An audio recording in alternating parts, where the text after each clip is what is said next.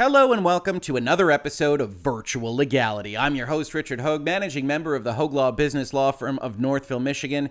And today we have a rather interesting video for you on Sony and their PlayStation brands' attempts to combine PlayStation Plus and PlayStation Now, and some of the difficulties they are having in doing so. Now, if you aren't familiar with either of those things, I did a video on what used to be called Spartacus, what now is called PlayStation Plus Essential or Extra or Premium, and how that is kind of Sony's competitor for Game Pass, but also not quite. The most important term of which is simply that PlayStation presently offers two services, PlayStation Plus, which is primarily multiplayer accessibility plus some free games, and PlayStation Now, which is something like their Game Pass service as it exists today, but which originated with a streaming solution for getting PlayStation 3 games out there, etc., etc. They are combining those, or as the original blog post says here on your screen, PlayStation Plus and PlayStation Now come together. And this is in the announcement for their new PlayStation offerings. Now, these PlayStation Plus offerings are a little bit complicated. You can go check out that earlier video, but what's important for context here is that PlayStation Plus Essential is essentially, no pun intended, what PlayStation Plus is now. Mirrors the pricing, gives you multiplayer access, and then you're done. PlayStation Plus Extra is something kind of different between PlayStation Plus and PlayStation Now. You get that multiplayer access and you get some games. And then PlayStation Plus Premium is really PlayStation Plus multiplayer access plus a full PlayStation Now, and essentially coming in at $120 a year. Now, that price is important because one of the main things that they stated in their original blog post is, how are we going to get you over from PlayStation Plus and PlayStation Now to this new combined service? And they said the following: when the new PlayStation Plus service launches, PlayStation Now will transition into the new PlayStation Plus offering and will no longer be available as a standalone service.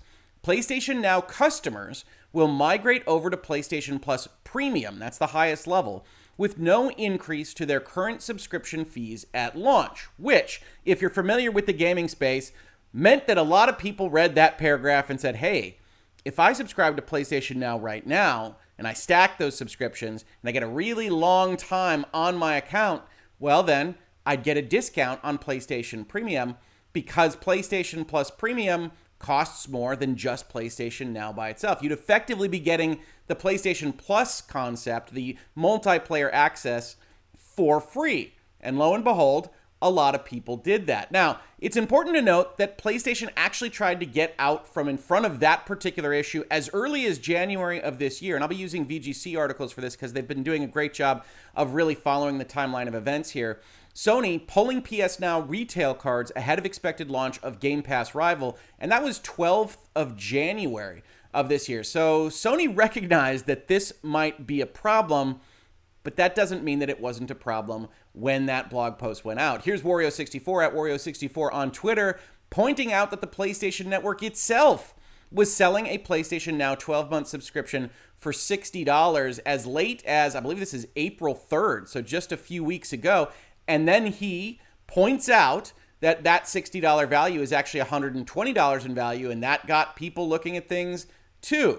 And then Sony reacted. A few days ago, we started getting headlines like this one. Sony has reportedly blocked PlayStation Plus and PlayStation Now subscription stacking, effectively not allowing you to use those voucher codes you might have purchased or other kind of cards from outside retailers. We're going to talk about that in just a second.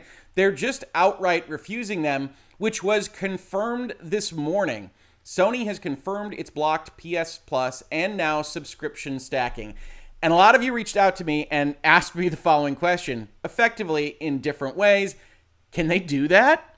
You've sold things to people. Can you actually just refuse to accept them? And I'm going to say it's probably not as easy as it might appear to answer. So they've added these facts. This is primarily what they did this morning as identified by VGC. They've added different answers to various parts of their website. We're going to look at how they've described this with respect to redemption, which is the most important kind of concept. If you're buying a gift card or you're buying a gift certificate or a voucher or whatever term that Sony and PlayStation or another retailer wants to put on it, What you're really concerned about is, what did I just buy? How do I redeem this thing? And we're going to point out some problems that I saw in doing research for this, but I want to start out with what Sony has actually said.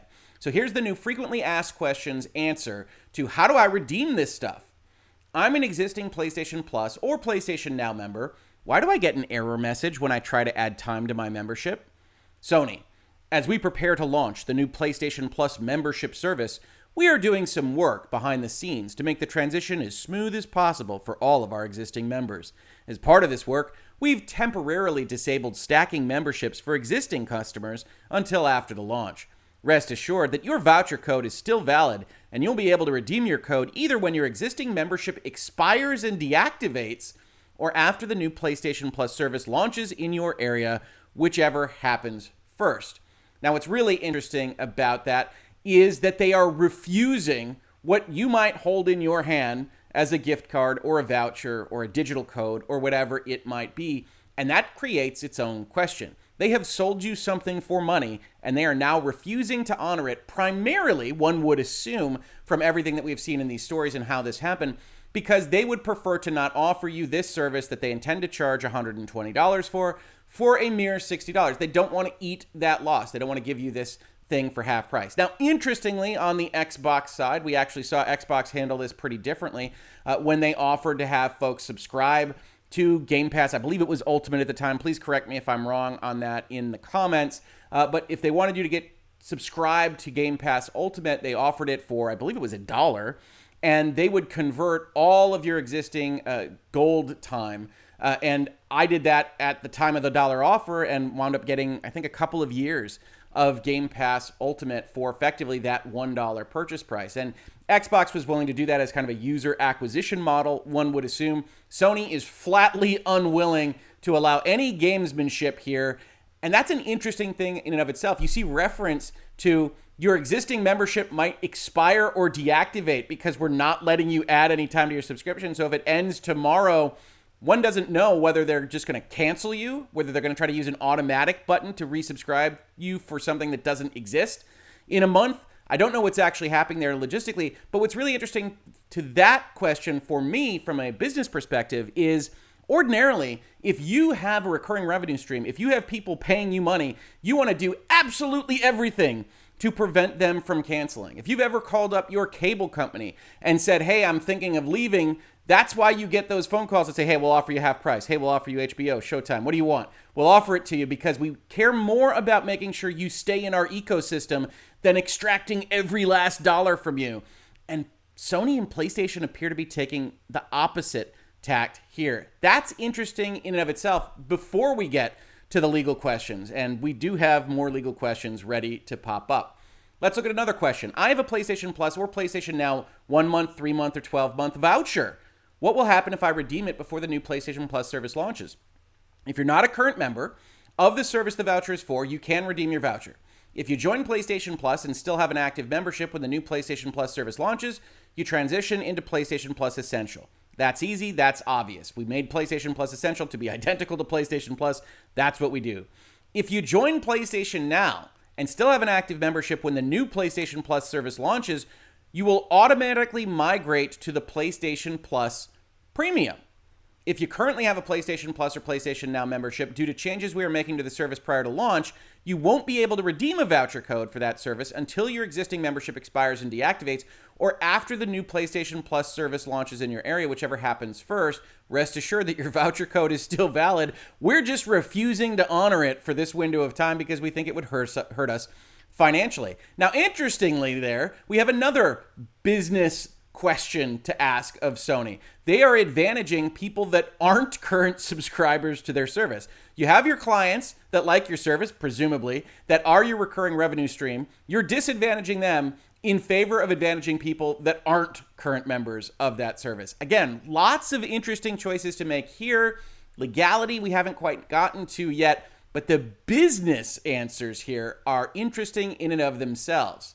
Now, I have a PlayStation Plus or PlayStation Now 1, 3, or 12 month voucher. What will happen if I redeem it after the new PlayStation Plus service launches? Now, this is important because they've denoted these cards, these vouchers, not with prices, but with months, with times. You have a 1 month, a 3 month, or a 12-month membership voucher. That's what's on the very front of the card or digital store window that you have purchased this product from.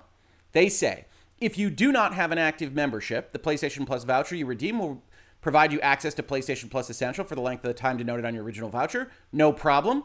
The PlayStation Now voucher you redeem will provide you access to PlayStation Plus Premium for the length of time equivalent to the monetary value of your original voucher. Now understand, these things don't have monetary values. This is effectively something plucked from the sky, presumably based on the suggested manufacturer's retail price of these things and what they sell for regularly. But they are saying that we're going to not give you 1, 3, or 12 months because your service, PlayStation Now, which might be all that you want, you might not want multiplayer. You just want to play that really cool siphon filter emulation on your PlayStation 5. You don't get that choice. Despite the fact that you might have that PlayStation Now voucher in your drawer, you forgot to cash it in when grandma got it for you for Christmas, and you try to do it. They say, no, you can't do it right now. We're refusing. And when you try to put it in, well, you're not going to get exactly what you wanted to get. If you are an existing customer, the PlayStation Plus or PlayStation Now voucher you redeem will be converted to a length of time on your current PlayStation Plus membership plan equivalent to the monetary value of the voucher you are redeeming. And this all comes from the fact that they did this weird combination of these things, and they are unwilling to honor the products that they have out there in the wild, either physically or digitally, and that made available themselves, presumably through an error of some kind, earlier this month. And then you get all of these weird conversions, right? Your PlayStation Plus voucher conversions are mostly going to be exactly what you think, right? You want to take your PlayStation Plus voucher, you turn it into Essential, you get the 365 days for a 365-day voucher. You're also going to have the option, maybe, of converting it into Extra or Premium at a 219-day clip on Extra or a 183-day clip. All of this kind of pops up depending on what you're already a subscriber for. But again, just out of the ether. They've just decided what this thing is worth for you based on numbers that they themselves created, based on a problem that they themselves created.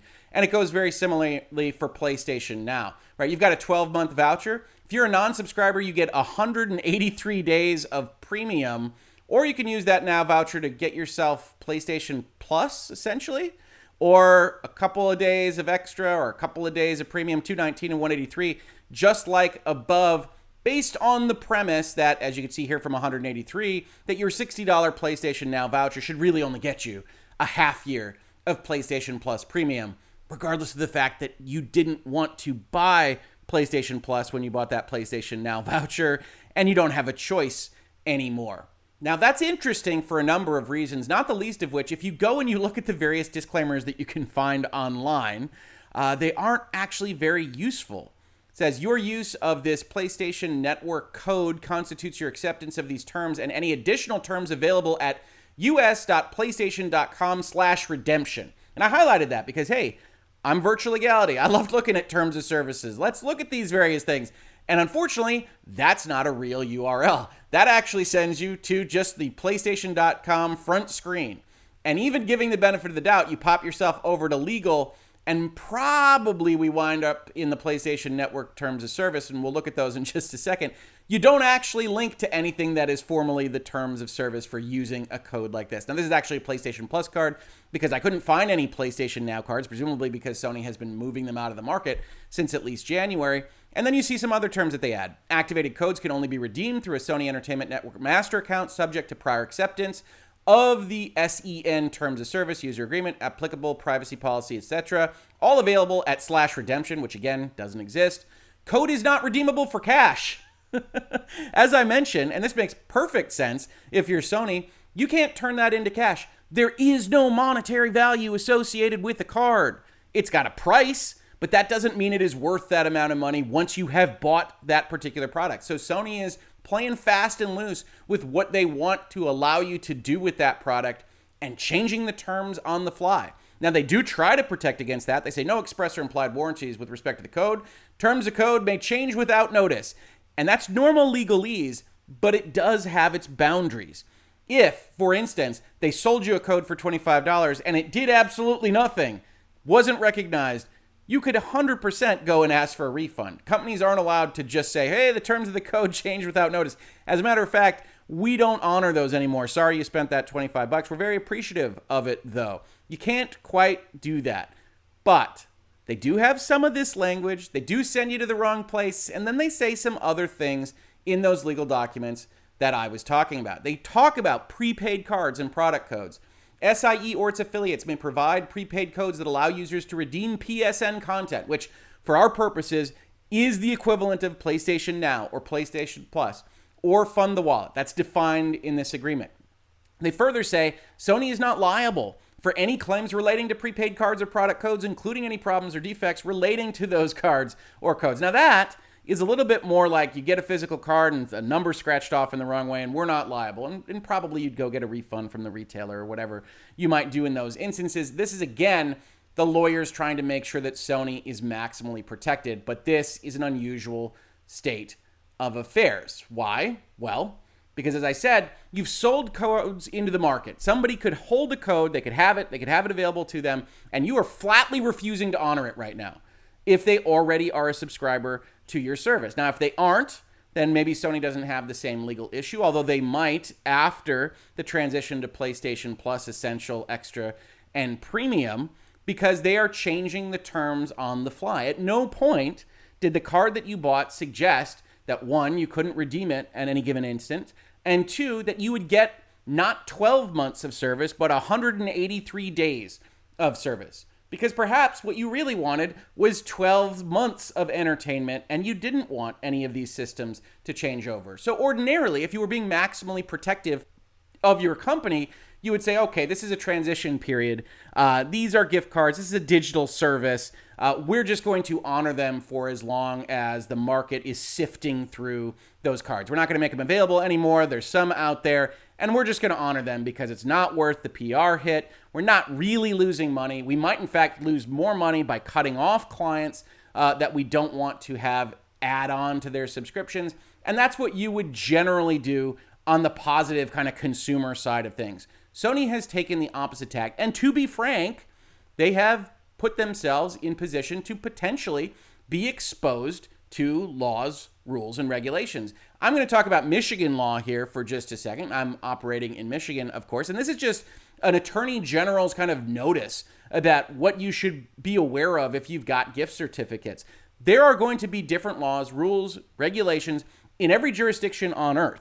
Certainly the various states of the United States. There are federal rules about what you have to do with respect to gift certificates and vouchers because the attorneys general of the country are concerned when a company goes and collects money in advance. It's essentially a prepayment for something and then fools around with it after the consumer has purchased it. So here we see Michigan law defines gift certificate to include not only a written promise representing the right of the person named on it or holding it to present the certificate to the referenced merchant for goods or services, which is exactly what's happening here, but also more broad definitions. If it's usable at a single retailer or affiliated group, is issued in a specified amount, may or may not be increased in value or reloaded, is purchased or loaded on a prepaid basis for the future purchase of delivery of goods or services, and is honored upon presentation. So that's a gift card or other electronic device to go with gift certificate. Very broad definition here. Under Michigan law, different states are going to have different definitions for these things, but we can see that you have to be careful when those kinds of things are outstanding, right? As the Attorney General here in Michigan summarizes, although the following list is not exhaustive, and it's not, Michigan law prohibits merchants from doing any of the following. Bullet point 1, refusing to accept a gift card. And now this is really about expiration dates because what the Attorney General is mostly concerned with is that you put this out there and then you just say, nah, it's no good anymore. And I believe there's a 5-year term here in Michigan, different jurisdictions, again, going to have different rules, but flatly refusing to accept a gift card, as Sony is doing right now, based on terms that did not exist, which is the qualification that you're already a subscriber, you can't use this right now. They put out that information today, which means that if you purchase it after today, you might be in less trouble. But if you purchased it before today and you didn't know they were going to do this, Sony could potentially find itself on the wrong end of a complaint. Second bullet, changing the terms and conditions of a gift card after the time of purchase. We promised you 12 months of PlayStation Now. Now, they do have logistical arguments against any issue that you might raise. We're not going to offer that service anymore. What do you want us to do about it? Now, from their perspective, or potentially from an attorney general's perspective, you still offer that service. You've just added on PlayStation Plus to that service, so you should just give them the free PlayStation Plus and stop whining. But they could say, hey, it doesn't exist anymore, so what do you want us to do? This is what we came up with. You get half of a year when you bought a full year. Failing to disclose terms and conditions of a gift card. Now, I didn't actually see the terms and conditions that I would have needed to see from that Amazon page for the PlayStation Plus card. I don't see PlayStation Now cards out in the market, so it's a little tough to evaluate. Sony was probably wise to start that process in January. And then the last bullet here, refusing to apply the value of a gift card or gift certificates to the purchase price of goods or services if the value of the gift card or gift certificate is less than the purchase price of the goods or services. Now, what they're mostly concerned about there is you get a gift certificate that just says $25 to this tailor, and the tailor says, well, you can't use that on buying a $300 suit or what have you, a $1,200 suit. You all fancy people with your big expensive suits.